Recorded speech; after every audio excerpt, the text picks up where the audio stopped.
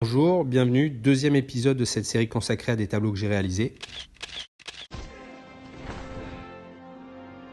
Cette série qui se nomme Aftermath, traduisez conséquences en anglais, est une série de 3 tableaux représentant 2 hommes et une femme avec des ailes, chacun portant un outil qui pourrait être considéré comme une arme.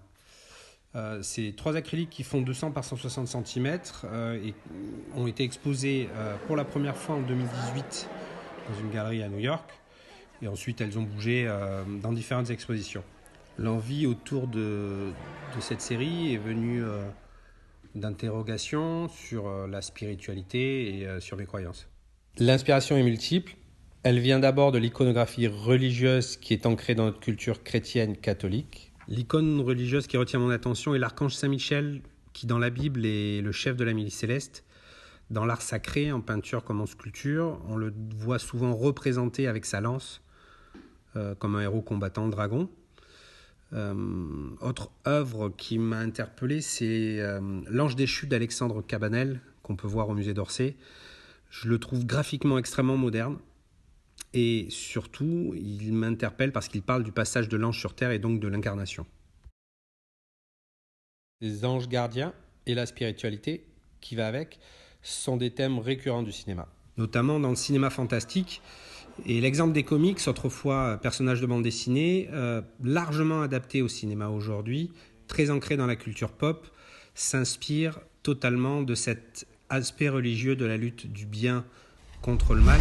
Ce sont des personnages parfois dotés d'un pouvoir divin que l'on va retrouver dans des scènes de films, de combats presque bibliques.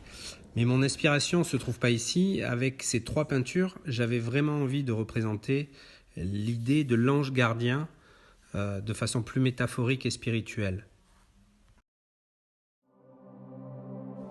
Le film de Wim Wenders, Les ailes du désir, qui date de 87, m'a beaucoup marqué. Il a vraiment cristallisé cette envie à un moment donné de raconter et de peindre des anges. Ce film raconte, entre autres, l'incarnation d'un ange qui renonce au ciel par amour pour une femme. Et dans un Berlin en noir et blanc, on voit ces anges qui sont à l'écoute des pensées de la foule, des mortels, et qui les guident parfois.